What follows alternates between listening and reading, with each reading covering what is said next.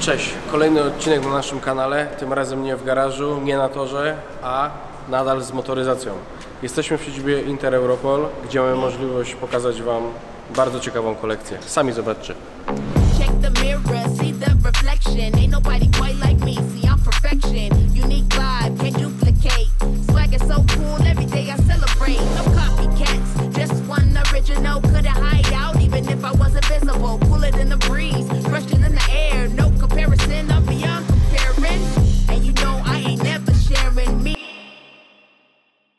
Jesteśmy w środku, jest z nami Kuba Śmiechowski. Kuba jest właścicielem zespołu, również jest kierowcą i oprowadzi nas po warsztacie, powie nam wszystkie technikalia. Mamy serię pytań i zaczynamy.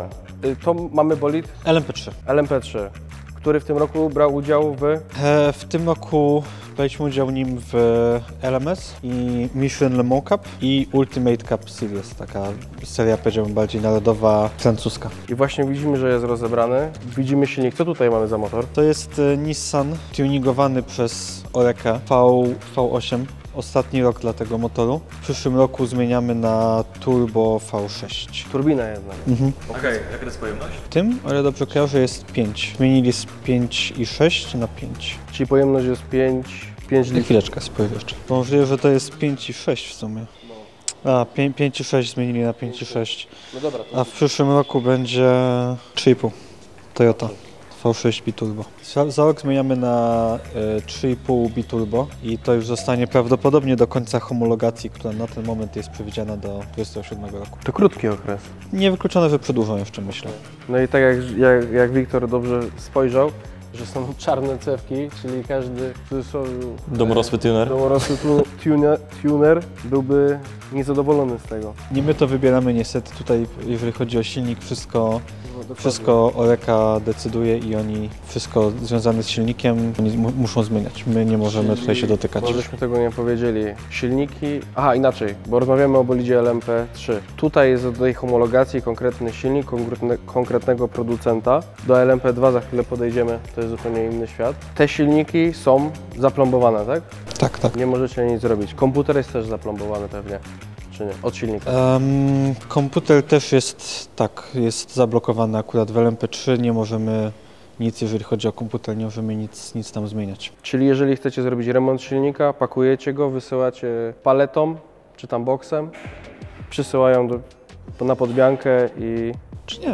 Znaczy na podmiankę musimy mieć własny. Własny, okej, bo w LMP2 to inaczej tak, wygląda. a w LMP3 po prostu serwisują i nam odsyłają, no, tak naprawdę. Możemy wypożyczyć od nich, jeżeli nie mamy, to można zawsze od nich wypożyczyć silnik na kilometry się rozlicza. Pewnie. No i to jest drobiazg. I tak, mamy silnik za kabiną i za silnikiem, tak jak w bolidach Formuły 1, mamy skrzynię biegów. I skrzynia biegów jest też elementem zawieszenia, jest elementem nośnym zawieszenia. Tak. I ile ona ma przełożeń? To normalnie 6 biegów do przodu, 1 do tyłu. 1 do tyłu. A prędkość maksymalna w LMP3? W zależności wiadomo od przełożenia głównego, ale... Znaczy jest tylko jedno przełożenie w LMP3. Prędkość maksymalna jest jakieś 280 plus małe. Są w stanie osiągnąć na torze w Le Mans tak naprawdę i to jest już maksimum prędkości, jakie mogą mieć. Też pytanie, jakie moce generują te silniki? Moc tutaj to jest 460 koni mechanicznych. To one nie są przeciążone mocno. Nie. To bardzo, to one muszą wytrzymywać ponad 10 tysięcy kilometrów. Co 10 tysięcy kilometrów jest robiona rewizja ich. A mniej więcej na motogodzinę? 30? Mamy średnią prędkość prawdopodobnie po 150 na godzinę, to będzie z 65 godzin, myślę. Okej. Śmieszna sprawa, bo to, co u mnie na przykład się działo, że się przegłup strasznie przegrzał, to możecie zwrócić uwagę, że pewnie z tego panelu, który tutaj jest właśnie zdjęty, bo to jest jedna część. Tak, jest pokrywa silnika dokładnie. Pokrywa silnika, latuje sobie powietrze i chłodzi specjalnie przegłup lewy i zapewne też prawy. I tutaj, nie wiem, czy ja tutaj to widzę, mamy też również chłodzenie alternatora. Jest chłodzenie alternatora, chłodzenie jest... Skrzyni, przepraszam. Nie. Znaczy tutaj akurat jest jeszcze chłodzenie dodatkowo na amortyzatory. Na amortyzatory. Bo naklejki naklejacie, tak? Na amortyzator, żeby zobaczyć temperaturę. Czy nie sprawdzacie tego? Sprawdzaliśmy kiedyś, ale już teraz nie sprawdzamy, no bo w miarę wiemy, Jak się zachowują? jak się zachowują. I tu jest fajna sprawa, to co ja też chciałem zamontować u siebie. Są czujniki liniowe pozycji amortyzatora i te dane zapisują się w logach, prawda? Tak. I później narzucacie sobie i możecie porównać. Tak. I porównujecie zawodników, czy na przykład ustawienie twardości sprężyn do tego. Nie, znaczy raczej porównujemy właśnie jak amortyzator pracuje odnośnie do tego, jak chcemy, żeby pracował. Okej. Tutaj zawodnicy nie używamy tego do kontroli zawodników jakby, czy do... Zawodnicy bardziej prędkość, hamulec, gaz, obroty, Wiele różnych wiele rzeczy. innych rzeczy, ale... Pozycja na okej. torze, ale akurat amortyzatory nie mają z tym nic wspólnego. I szperę mamy też w skrzyni. Tak. Tutaj mamy jakąś skrzynię na zewnątrz, co nie? Żebyśmy mogli obejrzeć ją dookoła. Z LMP2 jest chyba. Z LMP2 jest, z LMP3 w tym momencie nie mamy chyba, bo wysłaliśmy do Azji na zapas. Ale wyglądają całkiem podobnie, powiedziałbym. To też robione są i w jednej i w drugiej kategorii jest robione przez X-Track. Oni są Holendrami? Angielska. Angielska, sorry. Przepotężna firma, tak jak patrzyłem. Oni robią głównie do Bardzo dla wielu różnych samochodów robią skrócenie biegów i do topowych serii. są też bardzo dobre, całkiem niezawodne, powiedziałbym, jak na razie. A co, ile motogodzin? Rewizja? Czy to też w kilometrach? 12 000, o ile dobrze kojarzę, 12 jest 000. chyba w LMP3 i w LMP2 chyba jest tak samo. Co 6 taka mniejsza rewizja, co 12 pełna. Nad skrzynią mamy chłodnicę skrzyni. Tak, tutaj akurat jest chłodnica do skrzyni biegów tuż nad skrzynią biegów akurat. A powietrze którędy leci? Bo kanał powietrzny jest tutaj, widzę, do kolektora ssącego, a powietrze do skrzyni? Nie mam tutaj akurat od LMP3 żadnej pokrywy silnika, ale też są tutaj, Może na zdjęcie znajdziemy. tak, wloty są tutaj na pokrywie silnika z boku. Okej. A silnik jest przymocowany, w takiej ramie, która jest do monokoku przymocowana. Dobrze widzę? Tak, silnik się montuje do monokoku i jeszcze opiera się tutaj na tych Na rurę. na tych wspólnikach właśnie też, znaczy nie on się w sumie opiera, tylko Bellhouse się opiera na tym, a silnik sam w sobie jest mocowany do Czyli monokoku. skrzynia tak naprawdę zaczyna nam się dopiero tutaj. Tak, skrzynia biegów zaczyna się dopiero tutaj. A tu mamy Bellhouse, a w Bellhouse'ie mamy nic. To jest po prostu Bellhouse'ie element chyba nic nie mamy. konstrukcyjny. Tak. Element konstrukcyjny. Tak. Bo widzę, że sprzęgło jest bezpośrednio do silnika i wałek pewnie od skrzyni wystaje i wchodzi. A sprzęgło macie karbon czy... Nie, tutaj mamy chyba zwykły, karbonowy mamy w LMP2, a to jest, o ile dobrze kojarzę, chyba Fuchs zwykły. Sprzęgło w miarę jest standardowe, powiedziałbym, w tych... A ZF dokładnie. ZF. Tak. W tych samochodach jest standardowe sprzęgło. Tu jak już jesteśmy przy tyle, to widzę, że macie regulację wahacza, tak? Górnego i górnego. Używacie tych dolnych też? Tak nisko aż schodzicie? My na ten moment nie. Widziałem, że niektórzy tak. Mamy małą regulację, możemy tutaj się troszeczkę tym bawić. Bo to jest, jeżeli jedziecie załóżmy na zawody, to co możecie zrobić, żeby auto było szybsze? W jakim kierunku możecie pójść? Co możecie zmienić? Tak naprawdę, znaczy no wiadomo, wszystkie takie elementy, jeżeli chodzi o geometrię samochodu, możemy zmienić. Kąty, zbieżność, wysokość macie minimalną podaną jakąś? Nie mamy wysokości minimalnej, ale ona sama w sobie się jakby pokazuje, bo jeżeli jest za nisko, to po prostu nie jesteśmy w stanie Auto widzieć rysuje. drogi.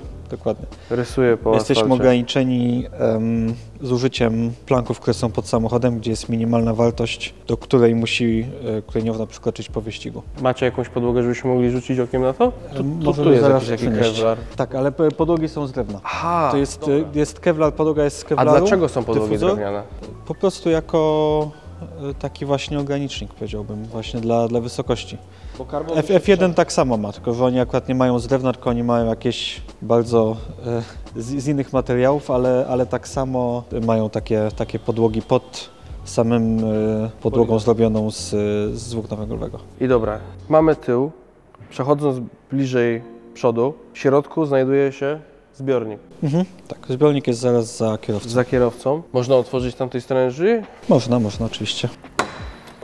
Mamy zbiornik. Zbiornik jest w postaci takiego worka. Jest jakby w obudowie monokoku, ale sam zbiornik w sobie jest w postaci, bo można zbiorniki bezpieczne kupić ATL-a w postaci plastikowej takiej, gdzie musisz zrobić obudowę do tego, albo może taki właśnie worek być. I chodzi o to, że jak jest duży strzał, to żeby on się nie przedziurawił, żeby się ewentualnie odkształcił. Kiedyś mi wspominałeś, że często te zbiorniki się przecierają. Czy to w LMP2 było? W LMP2 zdarza się, ponieważ jak zasysa się, tak jest zrobione akurat, że zasysają paliwo i zbiornik potrafi się Skurczyć. trochę zacząć kurczyć i się delaminować. Ja to też u mnie zauważyłem, że masz jeszcze na wyjściu ze zbiornika zawór odpowietrzający i na tym zaworze masz taką jednostronną przelotkę po to, że jakby auto się do góry nogami wywróciło, żeby też nie leciało to paliwo. Dobrze, też tak macie tutaj? Tak, znaczy no mamy takie zawory i w LMP3, i w LMP2. Akurat tutaj mamy inny zawór zamontowany do innego wyścigu akurat. No ale normalnie mamy zawory Staubli, które no, są do tankowania. Okay. Tak, no, które trzeba wcisnąć, żeby móc tankować.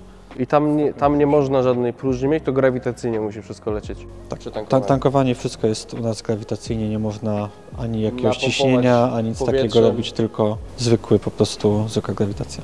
Powiedz mi, mamy, załóżmy, te dosyć duże te lusterka. Ja widziałem, że w niektórych bolidach są kamerki. To tylko w hypercarach występuje, czy w... Nie, teoretycznie w LMP3 też jest tylna kamera. Jak dotąd jeszcze nie działała dobrze, ale nie wiem, z nową homologacją powiedzieli, że poprawili również i kamerę, więc zobaczymy jak to będzie działało. Czy będzie bardziej niezawodna niż była dotąd. W LMP2 akurat nie mamy żadnej tylnej kamery. A boczne lusterka mogą być kamerami zastąpione? Lusterko musi być lusterkiem. I wszystkie szyby mamy z laminatu. Plastik, nie są szklane. Nie są szklane. To jest specjalny jakiś plastik, Tak. ale no, nie będziemy zgadywać, co to jest konkretnie za gatunek. To nie o to chodzi. Chodzi o to, żeby pokazać, że one są z plastiku, z specjalnego materiału, są dużo lżejsze. Są też odporne na przykład na kamienie, bo jakby przednia szyba by była szklana, to przez to, że kamień, tak to się odbija i ona odbiera trochę tą energię, a normalnie by pękła i mogłoby się okazać, że Tak, znaczy ogólnie mogłaby pęknąć. te bardzo rzadko pękają tutaj te materiały, które są A użyte. zdarzyło się kiedyś, że element, który wypadł spod jakiegoś auta, przebił szybę przednią? Ja jeszcze nie widziałem nigdy Okej. czegoś takiego. Okej. Wycieraczka pewnie też, Bosch Motorsport silniczy? Zapewne. Wycieraczka akurat raczej bardzo zawodna w tego typu samochodach. Szczególnie w LMP2. Sama wycieraczka czy silnik? Jedno i drugie tak naprawdę, ale silnicze głównie, bo akurat w LMP2 jest tak mocno wyprofilowana ta przednia szyba, że to działa pod bardzo dużymi kątami i często się zacina, często przestaje działać. Jest to naprawdę bardzo ryzykowne jest używanie jej, więc jest rekomendowane, dopóki absolutnie nie trzeba, żeby jej po prostu nie używać. Długo można jechać bez. I jak mamy szybę, to widzę, że tu są jakieś folie. Powiedz mi, dlaczego zakładacie te folie? Bo tutaj na przedniej masz, a tu z boku nic nie ma. Tak, no bo boczna się nie brudzi akurat. Przednia się bardzo często brudzi różnymi rzeczami. Podczas wyścigu typu 24 godziny mamy chyba około 12 zrywek na przedniej szybie. A to jest jakoś ograniczone homologacją, czy możecie sobie nakleić 30? Możemy nakleić ile chcemy, ale fizycznie nie możemy nakleić 30 po prostu. A obraz się pogarsza wtedy, czy...? Nie. One są przezroczyste, bardzo dobrze widać i właśnie szczególnie w nocy jak się jeździ, to często zrywamy te zrywki, no bo nie trzeba wtedy czyścić szyby i mamy wszystko świeżo, tak, bo ona też zaczyna się troszeczkę z czasem przecierać, troszeczkę widać jakieś ryski małe, a tak w 24 godziny, co jakieś 2 godziny po prostu zrywamy zrywkę i zazwyczaj ze zmianą kierowcy po prostu i każdy ma czystą szybę jak zaczyna. Tu możecie coś regulować z przodu, jeżeli chodzi o aerodynamikę? Tak, mamy tutaj akurat te lotki. Są w różnej specyfikacji, to jest tak zwany low downforce. Mamy jeszcze high downforce, mamy jeszcze opcję zupełnie bez. Opcja zupełnie bez jest używana tylko w Le Mans, w tych samochodach tak naprawdę. Bo tam są długie, proste. Tam są długie, proste, a taka normalnie powiedziałbym używana to jest właśnie ta low downforce, ponieważ high downforce nie jest tak wydajna aerodynamicznie na ten moment. Podobno w nowej homologacji troszeczkę to poprawili, więc zobaczymy też jak to będzie wyglądało. Ale tak z przodu aż tak dużo tutaj do regulacji nie mamy tak naprawdę. Czyli głównie zawieszenia możecie zmieniać. Biegów też nie możecie zmieniać. Tak. Kąty, zbieżności, sprężyny. Głównie właśnie te wszystkie mechaniczne rzeczy możemy zmieniać, a nie aerodynamiczne. No tutaj w tym samochodzie jeszcze możemy regulować kąt tylnego skrzydła. Ale tylko tego górnego mocowania, prawda? Tak, tylko górnego. I to tak naprawdę jest... Nie, przepraszam, nie górnego. To tylne, czy całe?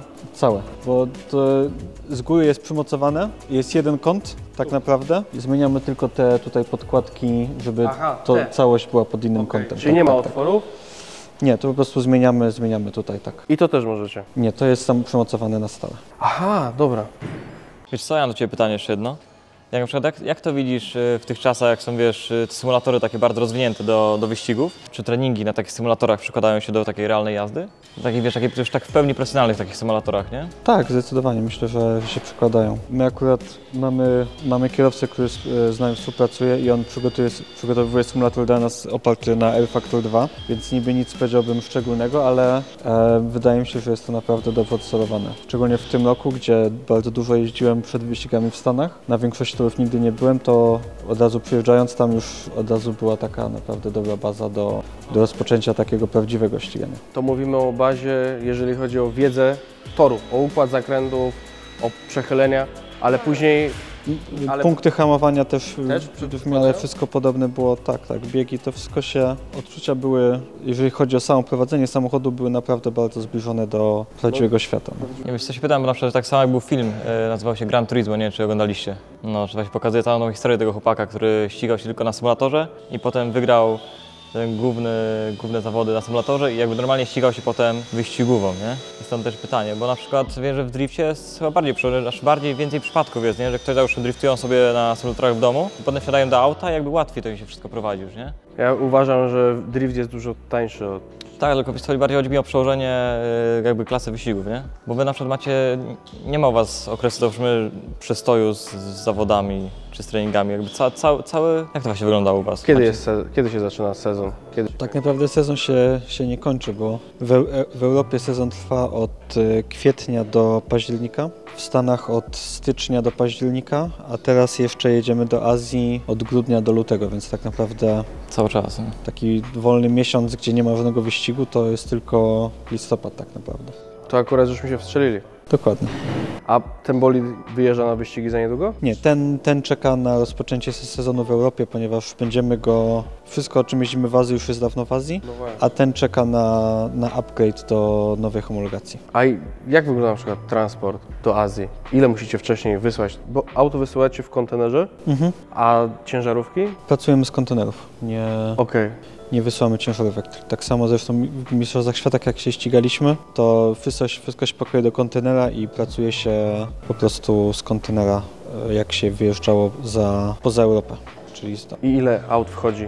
2 auta plus części? Bo one są dosyć niskie, piętrujecie je? piętrujemy, tak. Z zasady robimy jeden kontener na jeden samochód mniej więcej. Czyli samochód plus cały equipment do tego potrzebny pakujemy do jednego, a do drugiego pakujemy po prostu drugi zestaw. Często jest tak, że po prostu pakujemy 2 auta do jednego kontenera, a cały sprzęt pakujemy do jednego po prostu, żeby też łatwiej to było wszystko upchnąć.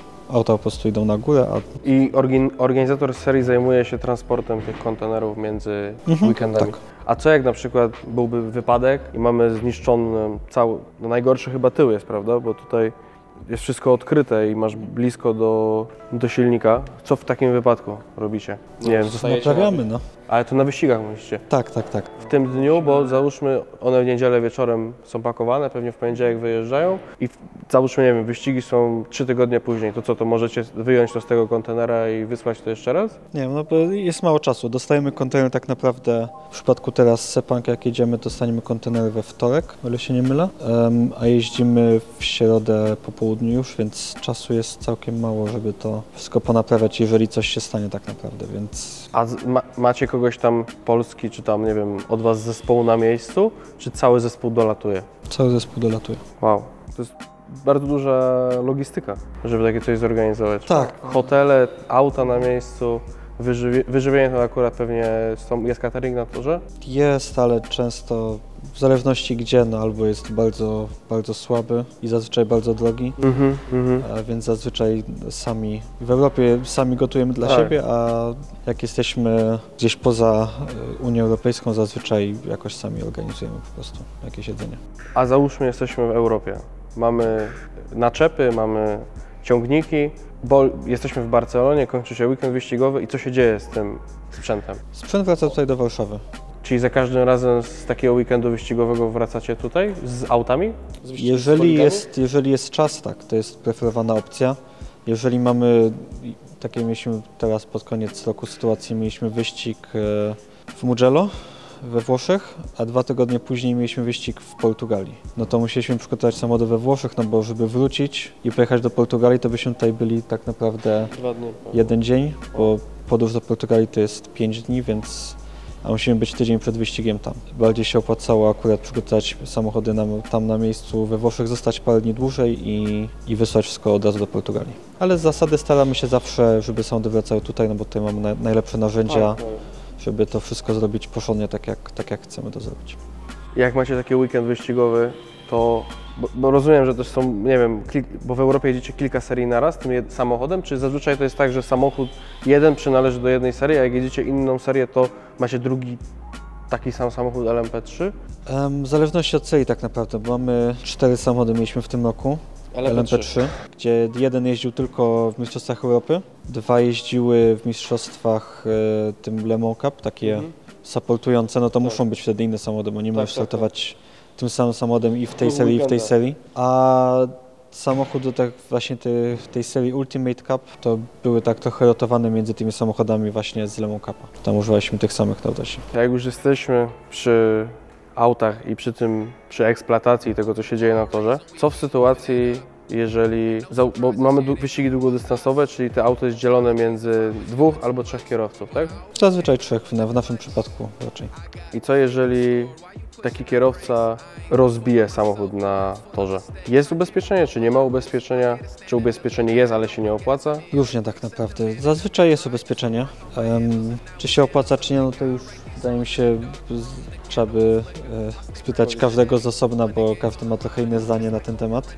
Ale ogólnie jest ubezpieczenie, no jest też powiedzmy wkład własny do jakiejś kwoty, potem jest ubezpieczenie, więc powiedziałbym w miarę standardowa sytuacja prawdopodobnie. Okej, mi się zawsze wydawało, bo słyszałem o tym, to się zaczyna dopiero opłacać powyżej kwoty jakiegoś samochodu i powyżej tego, jak często dany kierowca ma incydenty na torze. Podobno w skali, ta różnica się dopiero po 2 latach opłaca, coś takiego. Ktoś mi gdzieś tam kiedyś to mówił?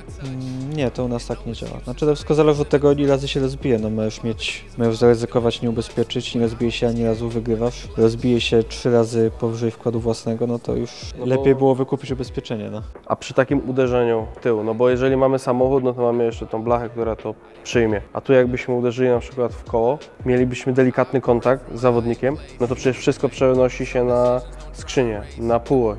Takie coś eliminuje od razu nas z wyścigu. Tak, no i tego typu uszkodzeń nie jesteśmy w stanie naprawić na szybko. A zdarza się, że podczas uderzenia pęka na przykład obudowa od skrzyni? To jest na tyle silna, że... Zdarza się, ale to uderzenie musi być naprawdę bardzo, bardzo duże i trochę, powiedziałbym, niefortunne. No to trzeba uderzyć w ścianę naprawdę z dużą prędkością. Wtedy pęka obudowa od skrzyni biegów, ale zazwyczaj, powiedziałbym, to jest raczej bardzo rzadkie. Dużo częściej pęka akurat w LMP3 ten Bellhouse, który jest bardzo, bardzo słabym punktem, jeżeli chodzi o I co wtedy? samochód. Wypada nam tylna oś. On się po prostu powstają pęknięcia. To nie jest tak, że on odpada. Nie, odpadać jeszcze nam nigdy nie odpadło, na szczęście, ale mieliśmy przypadek w roku we Francji, gdzie tylnia oś była bardzo luźna po prostu, bo jak potem się podeszło do samochodu i się przycisnęło po prostu troszeczkę nogą z tyłu, to całe auto się ugięło po prostu. A powiedz mi, bo w sumie o najważniejsze nie spytaliśmy, jaka jest masa tego auta? W tym momencie homologacyjna jest 950 kg, o ile dobrze kojarzę. Podnieśli troszeczkę, ponieważ... Bez paliwa czy z paliwa? No, bez paliwa.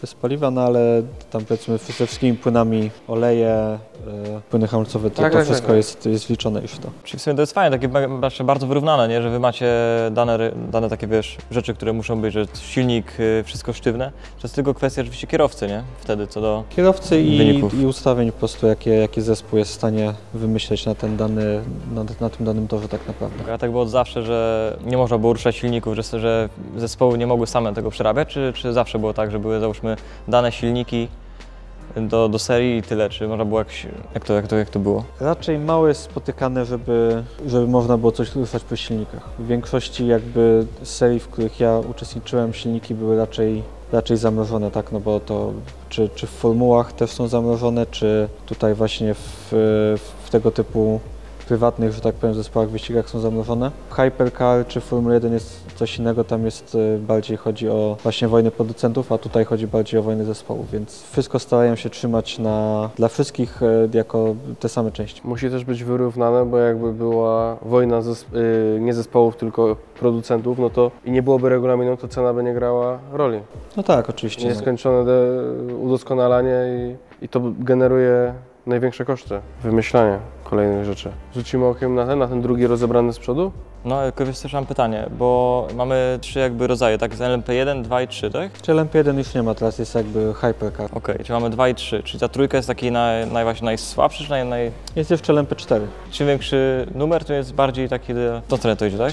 Czym niższy numer, tym szybszy auto. A, w tą stronę, okej. I to potem kwestia silników jest, tak? Czyli w LMP4 jest słabszy silnik wtedy, czy...? Nie tylko. Chodzi o całość powiedziałbym, bo samochody są po prostu coraz bardziej zaawansowane pod względem nie tylko silników i mocy, tylko aerodynamicznie wszystkie części tutaj w środku też są dużo bardziej zaawansowane w tych lepszych samochodach po prostu i masz więcej możliwości do tak naprawdę zabawy, co chcesz z tym samochodem zrobić. A LMP2 jest lżejsze od LMP3? Nie, tyle samo. Tyle samo uważam. Ale znaczy LMP2 akurat 930, LMP3 podnieśli wagę, bo wprowadzili w tym roku nowe wydechy, więc troszeczkę podnieśli tą wagę, ale pierwotnie też było 930. Bo wydech wychodzi z boku, nie? Tutaj? Tak. Tutaj akurat jest wymontowany, bo... Ach, tu i wychodzi. Tak, tutaj Bo tu wychodzi. masz puszki, żeby było ciszej, prawda? Katalizator jakiś. Jest w katalizator tutaj Też jeszcze. jakieś normy, tak? W dźwięku. Tak, no w tym roku dorzucili dodatkowy tłumik, żeby był jeszcze cichszy i to wrzuciło dużo masy dodało do samochodów. Już nie było możliwe przytrzymać go do tych 930, więc podnieśli go. Ten samochód akurat nie ma dużego balastu dodatkowo, jeżeli chodzi o doważenie, bo LMP2 ma około, myślę, 60-70 kg spokojnie, którym można się bawić, a tutaj to już jest wszystko na limicie akurat. Ja patrzę, po prostu jestem, no nie dowierzam, nie? Bo te auta, przecież trochę mam takie mieszane uczucia, bo jak ścigałem jak jeździłem na symulatorze w Gran Turismo bodajże, to mega nie lubiłem tych fur, bo zawsze wypadają story, więc mam takie, patrzę z byka na to auto, ale no po prostu niesamowite, nie? To jest też takie bardziej dzieło sztuki w tej motoryzacji, nie? No są setki tysięcy godzin inżynierów i testów. I później dopiero tak... Setki tysięcy akurat, możliwe, że tak. No. LMP3 akurat powiedziałbym dla mnie osobiście nie jest aż tak bardzo imponujące jak LMP2. Tutaj akurat bardzo dużo rzeczy jest zrobionych bardzo, powiedziałbym, prostymi metodami, gdzie w LMP2 jest dużo więcej rzeczy jest już tak naprawdę mocno wyrafinowanych. A LMP2 jest dużo szybsze na torze? Załóżmy na okrążeniu, bo nie wiem, LMP3 jedzie wtedy, kiedy Le Mans jest? Nie, LMP3 nie jeździ podczas 24-godzinnego wyścigu Le Mans. Jeżdżą na tym torze też w ramach serii takiej Road to Le Mans. To są godzinne, 2 razy godzinne wyścigi, akurat to tam nie mamy tam. Jaka jest różnica w czasie? Mniej więcej, bo LMP2 jedzie czas... W Le Mans akurat ciężko porównać, ponieważ tam samochody LMP2 są mocno obcięte z powodów Hypercara, ponieważ byliby szybsi. Barcelona na przykład? Około 10 sekund. W Le Mans taki LMP2 nie, tak jak była w homologacji na początku, to będzie około 20 sekund, 20 paru sekund. Hypercar, nie, LMP2. LMP2, tak. A Hypercar jest od LMP2 o ile jeszcze? Jest tak naprawdę wolniejszy. Wolniejszy jest na okrążeniu? Bo oni mają tam układ jeszcze elektryczny chyba? Tak, ale mają dużo więcej mocy niż LMP2, ale aerodynamicznie są dużo gorzej zrobione według przepisów po prostu. Aerodynamika jest gorsza? Tak, czyli jak mamy, dlatego też obcięli samochody LMP2 tak mocno, bo nie mogli pozwolić sobie na to, żeby były szybsze niż Hypercary właśnie, ale w LMS-ie wrócili znowu do tej pierwotnej homologacji i na przykład na Imoli, gdzie w tym roku było i wyścig Mistrzostw Świata i Mistrzostw Europy, nie w tym samym czasie, ale w tym samym torze, no to LMP2 były zdecydowanie szybsze niż Hypercary. Wow, to tego bym się nie spodziewał. Tak, no LMP1, które zostały wyparte właśnie przez Hypercary, były naprawdę szybkie. One były też kolejne 10 sekund szybsze niż LMP2. No ale właśnie ACO, które zarządza tym wszystkim, stwierdziło, że prawdopodobnie będzie się bardziej opłacało zrobić coś wolniejszego i tańszego, żeby przyciągnąć więcej producentów. No co zdecydowanie działa, bo mamy w tym momencie jest taki mocny renesans, jeżeli chodzi o właśnie powrót producentów do Mistrzostw Świata.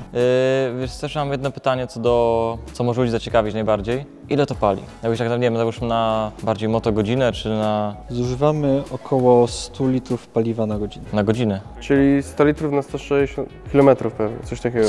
Coś w tym stylu, wydaje mi się, tak. No trochę więcej niż moja Skoda, delikatnie. No, że tak. A jak już jesteśmy przy spalaniu, to lejecie tutaj, rozumiem, paliwo z oszą, tak? Do karnistrów podjeżdżacie, zalewacie. To 9,5 takie najgorsze. Takie 9,5. Jest specjalne paliwo wymyślone przez Totala. Od jakichś paru lat wprowadzili 20% etanolu, o ile dobrze kojarzę, a samo paliwo jest robione z odnawialnych źródeł, czyli wymyślili jakoś, w jakiś sposób wykorzystują odpadki winogron do produkcji tego. Nie wiem dokładnie jak, ale Ale to w LMP2 i LMP3? Czy tylko w LMP2 jest takie coś? w LMP2 i w LMP3 i też w hypercarach. Wszędzie, gdzie ACO zarządza tymi wyścigami, to wszędzie jeździmy właśnie na tym specjalnym paliwie. A zmieniacie w komputerze mapę, czy zostaje ta sama? I on se sam dobiera? W LMP3 można zmienić mapę, bo LMP3 może jeździć też na zwykłym paliwie 98, LMP2 może tylko na specjalnym jeździć. Czyli lejecie 9,8? Czy setka na przykład Shella, czy może Gulfa Racing? Nie, znaczy tutaj do LMP3 jak jedziemy na jakieś testy czy coś takiego, no to zwykłe 98 ze stacji nie ma problemu. A jak mówię, LMP2 może tylko na tym specjalnym wyścigowym jeździć i tam nie ma wyboru po prostu. Czy twoim zdaniem będzie taki moment, że wskoczą zamiast tego silnika ładne elektryki?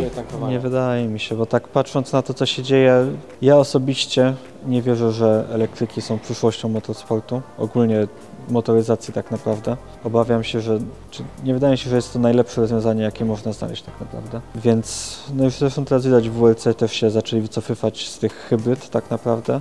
Bo jest to bardzo skomplikowany system, bardzo ciężko to utrzymać. W hypercarach jest system hybrydowy, jest też ciężki, tak, no. Ale u nas jak na razie są wolnossące silniki w LMP2 i w LMP3. W LMP3 zmieniają na to biturbo od przyszłego roku, no ale Też pewnie będzie lżejsze. prawdopodobnie też ciężko mi powiedzieć tak naprawdę. Homologacja zostanie taka sama, auto wciąż będzie ważyło 930, więc może dadzą nam troszeczkę pola do popisu, jeżeli chodzi o doważenie go w jakichś miejscach. Bo tak... Ale bardziej chyba awaryjne będzie, nie? Biturbo. O wiele chyba bardziej awaryjne, nie? Patrząc na to, co się dzieje, nie wydaje mi się.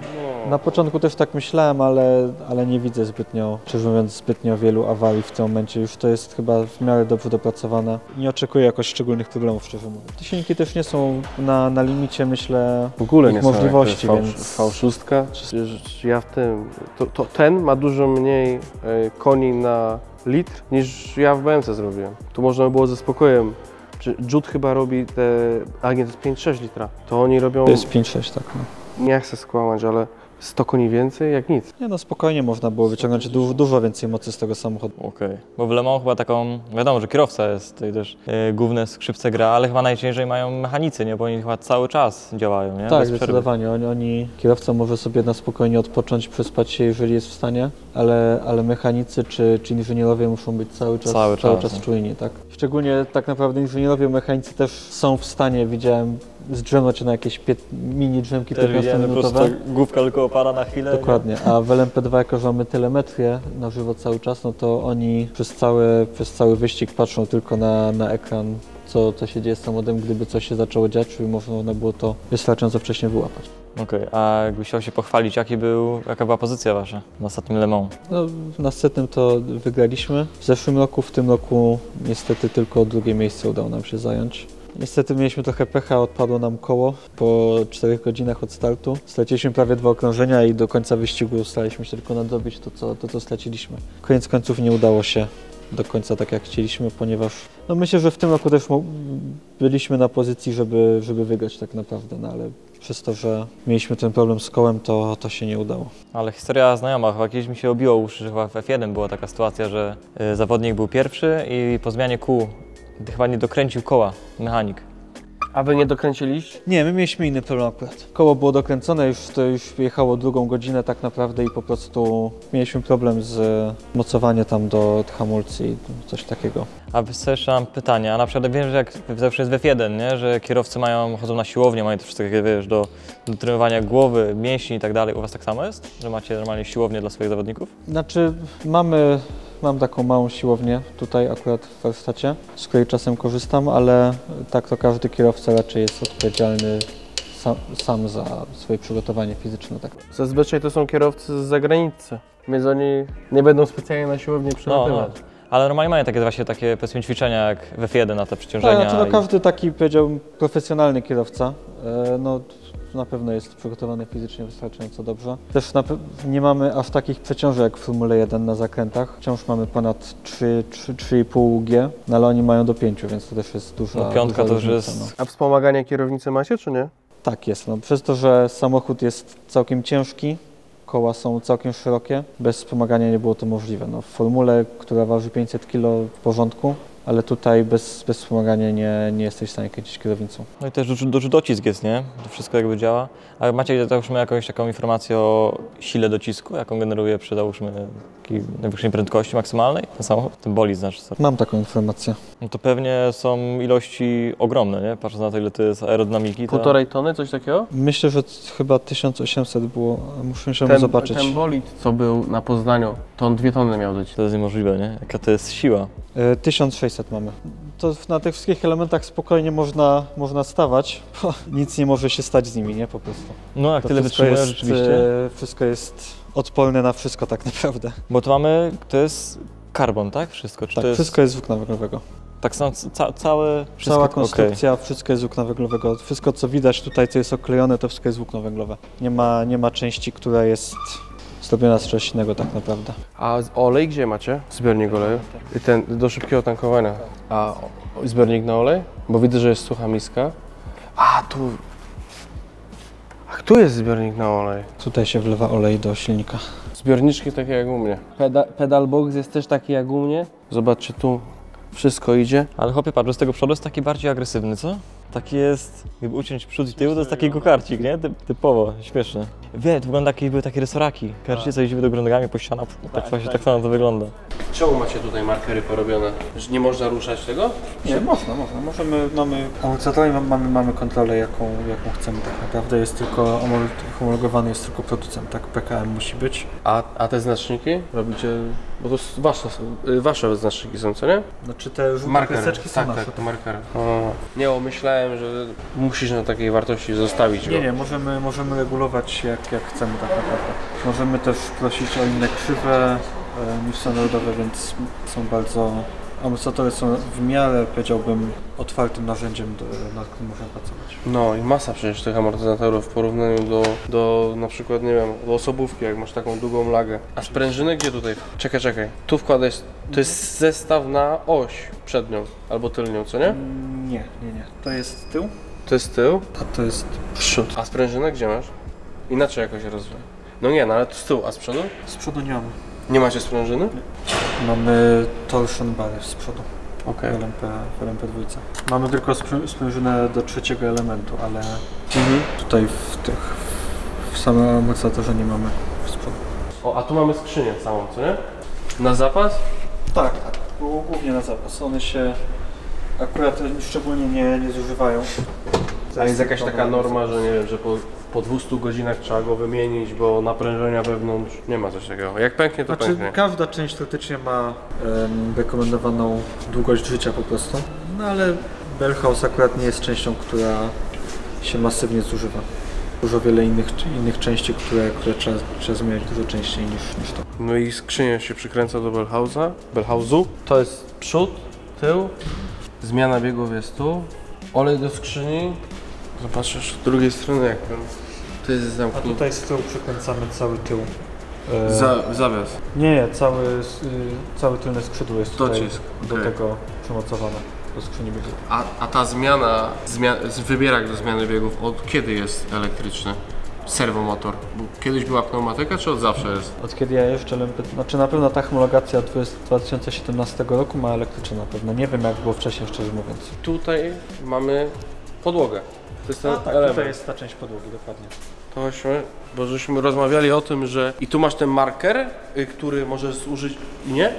Jak to jest? Nie, tutaj nie ma markera, jest tylko minimalna grubość po wyścigu, Okej. która musi być zachowana. I to jest zwykła, a nie, to nie jest zwykła sklejka, taka za ciężka, jak na zwykle. Znaczy jakaś specjalna sklejka, tak. Nie wygląda- powiem Ci dokładnie jaki to jest materiał, ale na pewno nie jest to zwykły taki... A czuć jak autem przycierasz o to? Chodźmy, rzućmy okiem jeszcze na tą. Chodźcie widzowie, coś wam pokażę. Zacznijmy od nie lada smaczków. Zobaczcie co tu jest. Zobaczcie na to. Mamy bolid F1. Jak możecie zobaczyć, to napisane jest Schumacher. I uwaga, to jest prawdziwy bolid, którym się ścigał Schumacher. Serio, sam siedział, sam prowadził to i to jest prawdziwie nie replika, a rzeczywiście oryginalny model wyścigowy, nie? To jest ciekawe. Potem z takich kolejnych rzeczy, tu mamy jakiegoś Forda. Nie, to też maszyna nie nada, ale to najlepsze, to jest najciekawsze. Tu stoi bolid LMP, nie wiem ile, już się gubię z tymi cyferkami. Patrzyłem na siebie. Ten model zwyciężył w Le Mans w 2023 roku. To jest oryginalny model. Co jest w ogóle fajne, możecie zauważyć, że jest ubrudzony, są te części poobdzierane. Rzeczywiście tak oryginalnie jak on przetrwał to. No genialne, to jest naprawdę niesamowite, nie? Idąc dalej, no to mamy całą serię bolidów. To jest ciekawe, chodźcie jeszcze ze mną. To mamy kolejne typowe auto, mamy De Tomaso Panterę i to auto możecie kojarzyć z filmu między innymi 60 sekund z Nicolasem Cage'em, tylko tam wtedy było w żółtej wersji. A tu mamy piękną czarną, z tego co widzę to jest zwykły akryl. Formuła 3 z 2010. I to jest ona niesie rekord na torze w Poznaniu? Tak. Okay. Tak konkretnie. I silnik to był 2 litry wolnosące. Volkswagen. Albo Mercedes, sam kojarzę, że były. Dwa chyba. To był Mercedes. Mercedes. Tutaj. Znaczy Volkswagen i Mercedes plotkowali, chyba jeszcze Opel też robił. A duża jest różnica w prowadzeniu formuły a bolidu LMP? Nie jest aż taka wielka, bo zasada ogólnie, czy filozofia jest bardzo podobna, więc nie jest aż taka duża, tylko po prostu LMP jest dużo cięższe tak naprawdę, więc to jest główna różnica, wydaje mi się. Zobaczcie, nawet wahacze są spłaszczone po to, żeby aerodynamika dociskała ten bolid. I Mick Schumacher, wszyscy w sumie Formułę 1 tym jeździli, z tymi bolidami, co dzisiaj tak kojarzymy. Że teraz te F3 to jest troszeczkę coś innego niż było wtedy. Mamy replikę bolidu F1. Też zupełnie inaczej jest to już porobione. Wahacze karbonowe większe, opony. Zobacz, to są 13, dobrze kojarzę?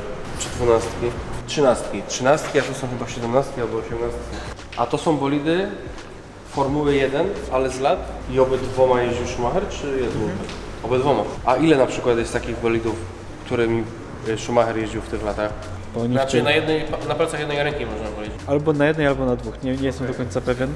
No ale wtedy mieli też więcej nadwozi do dyspozycji niż mają teraz. Tak, teraz są zupełnie inne też przepisy. Wtedy częściej zmieniali te samochody. Ale konstrukcja przedniej zwrotnicy jest taka sama do dzisiaj. I nawet mieli czujniki prędkości kół. One miały które bolidy w formule miały tam taki okres, że ABS? To chyba Williams wprowadził. Znaczy nie, Williams wprowadził też aktywne zawieszenie. Te bolidy teoretycznie od 1994 roku nie miały kontroli trakcji. Praktycznie nie wiadomo, bo Benetton w 1994 miał możliwość aktywacji tego, ale twierdzili, że nigdy nie używali, tak, więc to jest taka trochę kontrowersja akurat. A odpalaliście je kiedyś, czy nigdy? Nie. Czy tak były kupione, tak zostały wstawione? Tych konkretnych nie, ale jest jeden, który chyba kiedyś odpaliliśmy, ale nigdy też nim nie jeździliśmy, nie było nigdy na to czasu. Patrz to, patrz, masz stary stoper. Wyobraź sobie, nie, że ty lecisz tą furą, masz luzy takie na kierownicy, nie masz stare szybki, nie masz szybki i zgaduję, że w tych czasach było tyle wypadków, które były rajdy. No nie no, tam ludzie ginęli. Normalnie, to było normalne, nie? Oni podobno jak się ścigali, to już się godzili ze śmiercią, nie? Bo wiedzieli, że tak się może skończyć. Żadnej kontroli, niczego, nie? Widać tutaj kosmicznie, jak te auta dostają podczas 24 godzin. Znaczy to jak już tak trochę w rodzinie płynęło. Tata, jak był młodszy, to ścigał się w rajdach w Polsce w latach 80. tak naprawdę, więc ten motorsport towarzyszył mi już od dziecka. Chociaż na początku grałem w tenisa, jak byłem dzieckiem, więc motorsport pojawił się u mnie raczej bardzo późno w życiu, jeżeli chodzi o samo ściganie, bo zacząłem w wieku tam 15 lat około. Tak naprawdę, no ale od zawsze się interesowałem. Ale zaczynałeś od Lucardów, tak większość takich powiedzmy? Tak, od Lucardów. W tym momencie, jeżeli chodzi o prototypy, to mamy 8. 3 LMP2, 5 LMP3. Podczas zawodów mamy około 60 osób, myślę. Tak, takich na co dzień tutaj w warsztacie to łącznie z całą jakby tutaj zapleczem myślę około 20 tak na co dzień mamy w warsztacie u nas. Samochód ma granicę jakby, jest ustalony z góry przez ACO, które zarządza seriami właśnie prototypów. To LMP3 kosztuje 290 tysięcy euro. LMP2 to jest, o ile dobrze kojarzę, 490 tysięcy euro, plus jeszcze koszt elektroniki, plus koszt wynajmu silnika, gdzie LMP2 silniki należy do nas, jest leasingowany od firmy Gibson, która je tworzy. I to wszyscy tak muszą robić, bo nie ma wyboru, a w LMP3 silnik już należy do nas, no jest wliczony w cenę.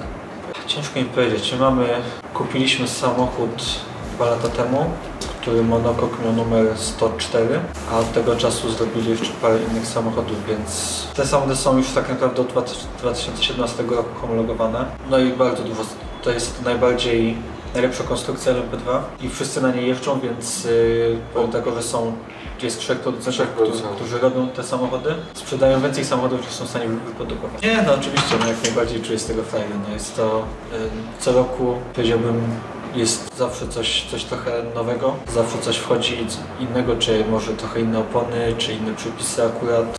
Zmieniali nam bardzo przepisy, jak kiedyś w Mistrzostwach Świata. Bardzo nam samochody zmieniali, żeby zrobić je coraz wolniejsze, gdzie teraz w przyszłym roku samochody już, znaczy ja po raz pierwszy nie ścigał się takim pełnym samochodem z pełną mocą i pełnym dociskiem, gdzie jeszcze nie miałem okazji, no bo jak wsiadłem w teorekę LMP2 właśnie, to zaczęli właśnie wtedy je zwalniać. A w Stanach, gdzie jeździłem w tym roku, jest pełny docisk, ale nie ma pełnej mocy. Bardzo różnie tak naprawdę. No, są to, w zależności też jakim samochodem tak naprawdę. No, LMP2 sezon kosztuje ponad milion euro na pewno. Hypercarnie to już jest dziesiątki milionów na pewno. A przy Le Mans, jak jedziecie 24 godziny, jeden samochód, ile osób obsługuje ten zespół? Ile pracuje osób na sukces? Jeden samochód, jeśli chodzi o taką całą obsługę na torze, to było, myślę, około 30 osób pewnie. A tak możesz powiedzieć prywatnie, czym jeździsz? Jakie auto? Prywatnie mam Voltą. Przykładam komfort nad osiągi, wydaje mi się. Czyli tak podsumowując, kochasz to, co robisz, swoją Tak, pracę. oczywiście. No inaczej nie miałoby to sensu, wydaje mi się.